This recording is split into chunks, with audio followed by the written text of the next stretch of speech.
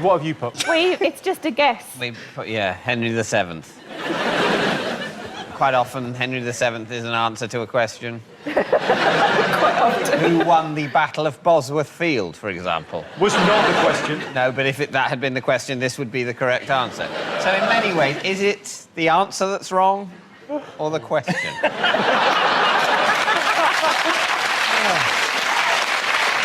The feeding of the 5,000, like, it's 5,000 people and there went some bread and fish. I reckon that was just about 4,500 people going, what have we got, bread and fish? I'm all right, thanks. I'll have something when I get home. It's also, the other interesting thing about that story is that out of the 5,000 people, only 2 of them had thought to bring any food. Yes. And so, in a way, it's, OK, good miracle, but the other side of it is 4,998 idiots. With no sense of foresight at all, and Jesus doesn't make them learn a lesson from that. It's all fine. He said, this is a Sermon on the Mount. This isn't Glastonbury, he could have said, couldn't he? But, you know, you used to say, you didn't bring any food? Of course there's not going to be any food. Think about it. Yeah. Plan next time. Judea would be better if people planned. But no, it always works out fine. Jesus will magic up some grub. He's going to get crucified one day, and then what are you going to eat? Yes. Atheist, but a lot of people assume I'm an atheist and sort of draw no distinction between being an atheist and an agnostic.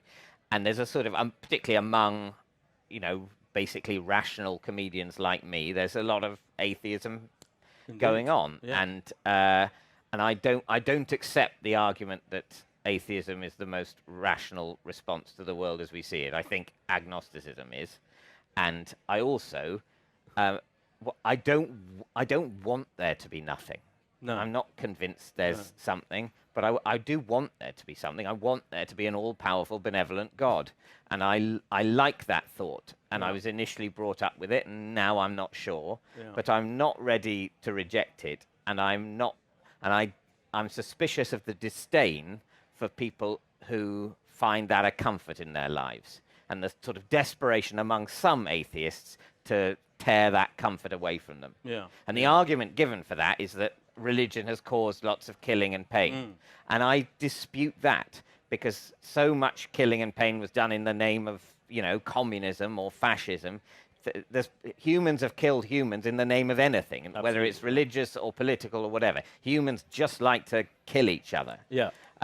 And they'll use religion as an excuse, and they'll use politics as an excuse, and they'll use freedom as an excuse. But the idea that you take away one of the excuses, that the killing will suddenly stop happening, I think is absurd. What you take away is the comfort that a lot of people have as they face the possibility of oblivion. The thing that seems unfair to me is the number of people who are expected to pretend they care about jobs they don't care about.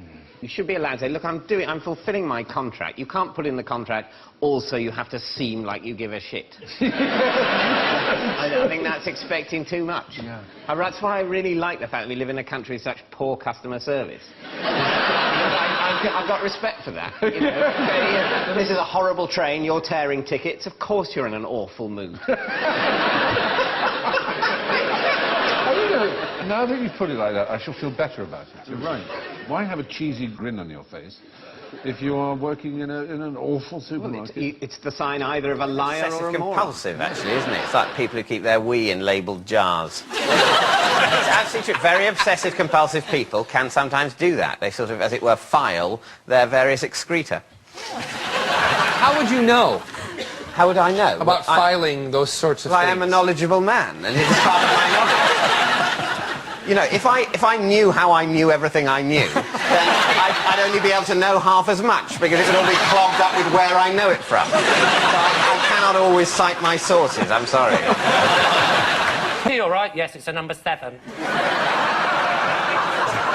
a 6, I'm not sure. So genuinely, the idea of numbers denoting temperatures is new to you. Do you think that sounds ridiculous? Yes, it is. Temperature is measured in units. But you don't say it's a 7, do you? I'm talking to the lady, not the nutter. You don't want a 7. Ignore the... Who would want a 7? Anyway, a 7? That's horrendously cold. In whichever scale. If it's centigrade, it's too cold. If it's Fahrenheit, it's solid. It wasn't a big 5-star hotel. It was a sort of You know, I don't know what store it was, but it was a sort of... It was more casual, the hotel, than you're imagining. No. Peacocks are in very posh places and very formal places. Very rural places, generally. No. It's not like you don't farm peacocks. Yes, you do. People do farm peacocks. What? Okay, yes. The English countryside is covered in massive flocks of peacocks. No, but they do farm all the peacock milk we endlessly drink. It has to be all or nothing. There's nothing more informal and laid back and basically hippie-ish than those hotels with peacocks milling around. In and out of the rooms, and the occasional panicky comedian won't join in, won't pal up with the peacock. Say it, go on. Tries to waft it out. The only member of staff in the hotel has to come and make noises with the pillow. Do you know what? And apologise to the peacock later and say, we won't let him stay here again. He's all stuck up. Dog tracks have adjacent kennels. They do. They very much have Regan to. lives in the adjacent kennels. Trainers live around dog tracks. So you're in trouble now. David and dog racing, he knows everything about it. If there's one thing, listen, if there's one thing I'm going to always beat David on, it's dog racing. Up and down at Walthamstow with me Woodbine. What? Run, you little bastard, or I'll shoot So how you. much is it? How much Where are is the it? pheasants? There's no bloody pheasants. I don't understand. We'll never catch the fox at this rate. What are you talking about? Pheasants? Dogs? Fox? I mean, what sort of a menagerie do you imagine I would be imagining? I'm in my castle with 10 different sorts of vaguely posh animal, all fighting each other, then I kill a servant and have sex with the wall. That's you, Omar. That's who you are. Right.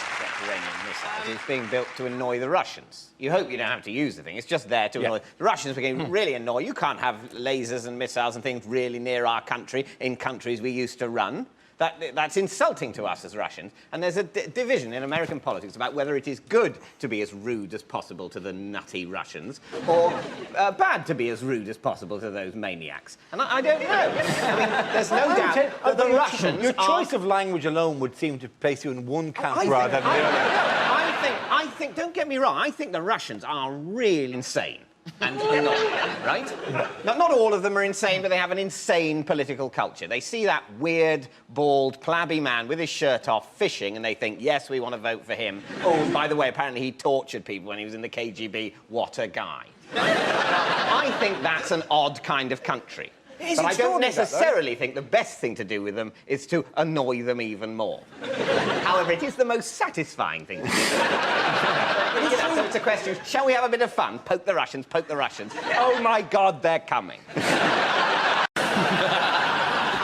The question I was looking for is how much money in pounds did the Royal Bank of Scotland lose in the first half of 2008? It's the second biggest loss in UK banking history and was described by the company's chief executive as a chastening experience. The Royal Bank of Scotland were apparently investing in what's known as toxic futures. There's a hint for you if you're buying toxic futures. The thing is, though, this sort of money, that amount of money, is just some numbers on a computer, sort of disappearing or reappearing or noughts, you know. It must be very tempting at the point when you realise that. Someone will sneak up to you and goes, just type it back in. There's no actual stuff. I mean, nothing's caught fire or exploded or sunk or anything. It's just a load of wanker bankers having made stupid bets with each other when they're drunk. Do you reckon? No bad thing has happened. It's not like all the pigs in South America suddenly died of blight. You know, it is just people were juggling with numbers that didn't exist and it got out of hand because they're arseholes. We've known they're arseholes for ages. Can somebody tell me why you are not on Newsnight, David? It would improve this country so much if you just came in on every story. Well, this is pish. Let him rile me. Not today. Not on Christmas. Where's the turkey, Jeremy? What? The turkey. Where's the turkey? I thought you were getting the turkey. You what?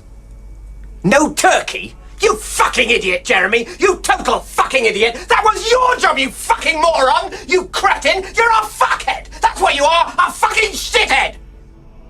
It was a joke, Mark. I was joking.